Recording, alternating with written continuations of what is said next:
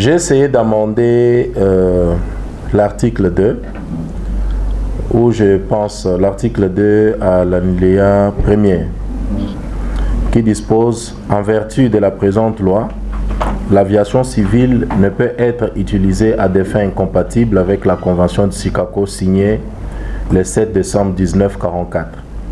Alors, cet alinéa peut être modifié comme suite. En vertu de la présente loi, l'aviation civile ne peut être utilisée à des fins incompatibles avec la Convention de Chicago signée le 7 décembre 1944 et aux accords bilatéraux ou multilatéraux de transport aérien passés entre la République démocratique du Congo et un ou plusieurs États. Cet amendement a le mérite de ne pas restreindre les champs des textes internationaux que la RDC a rectifié en matière d'aviation. Ça, c'est l'alinéa 1, comme je pense qu'il doit être amendé. Sauf si vous permettez qu'on descende à l'alinéa 2, sinon... Voilà. Alors, l'article 2 toujours, l'alinéa 2 et 3. Il dispose: les dispositions de la présente loi s'appliquent à l'exercice de la souveraineté sur l'espace aérien, aux aérodromes, à la circulation aérienne, aux licences du personnel, à l'exploitation des services aériens, à la sûreté de l'aviation civile, aux accidents et incidents d'aviation, à la recherche et au sauvetage des aéronefs en détresse, ainsi qu'aux aéronefs civils, à l'exclusion des aéronefs de l'État. Elle ne s'applique pas à tout aéronef affecté à des fins militaires, sauf à ce qui concerne les règles relatives à la responsabilité de l'exploitant aérien.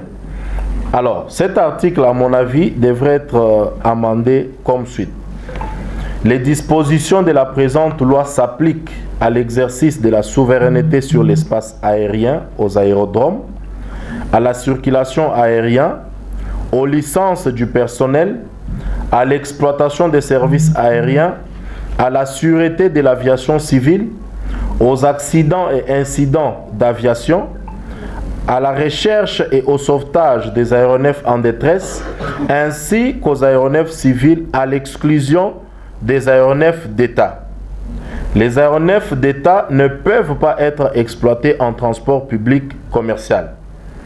Les aéronefs militaires et les aéronefs appartenant à l'État et exceptionnellement affectés à un service public sont soumis à l'application des règles relatives à la responsabilité du propriétaire ou de l'exploitant aérien.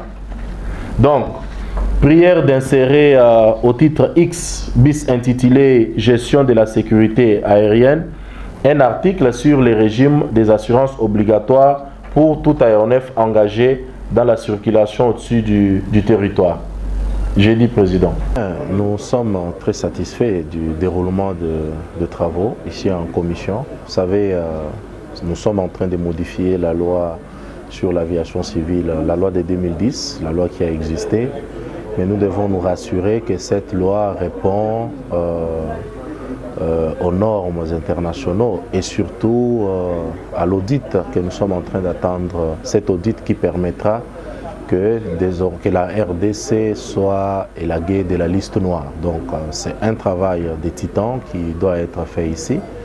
C'est pour cela que nous avons proposé l'amendement que soit inséré dans cette modification de loi les accords bilatéraux et multilatéraux que la RDC a signés avec un ou plusieurs pays. L'amendement a été retenu et là nous sommes en train d'attaquer la question liée aux assurances, à la sécurité des personnels. Nous sommes en train de vouloir aussi modifier plusieurs lois du genre sécurité et surtout reconnaître les statuts des aéronefs privés mais qui exercent des courses publiques. Quel statut doit être reconnu à ces aéronefs? Donc tout ça, ça fait partie des amendements que nous sommes en train de proposer. Donc les travaux se déroulent très bien. Nous sommes très satisfaits que désormais nous allons doter la RDC d'une loi bien sûr modifiée parce qu'elle existe depuis 2010 mais renforcée aux normes internationaux et nous serons heureux dans les jours à venir de l'annoncer, parce que le gouvernement certainement l'annoncera, que la RDC a été enlevée sur la liste noire. Donc nous tenons à féliciter cette grande commission, la commission infrastructure, la commission à laquelle j'appartiens, pour ce travail que nous sommes en train d'abattre. Je tiens aussi à souligner que sous le leadership du président de la République, Félix Antoine Tshisekedi Tshilombo, au travers de l'Assemblée nationale, vous savez que cette loi est modifiée par l'initiative de l'Assemblée nationale, qui est présidée par l'honorable Christophe Mbosso. L'histoire retiendra que c'est sous le règne de Félix Tshisekedi que la RDC a été éradiquée de la liste noire. Ce qui a été le cas pendant beaucoup de temps, beaucoup d'années. On n'avait jamais cru qu'un jour on ne sera plus sur la liste noire. Donc c'est au travers de ces travaux qui se déroulent en commission qu'au mois d'août, cette grande annonce sera faite et cela sera sur le bilan du président.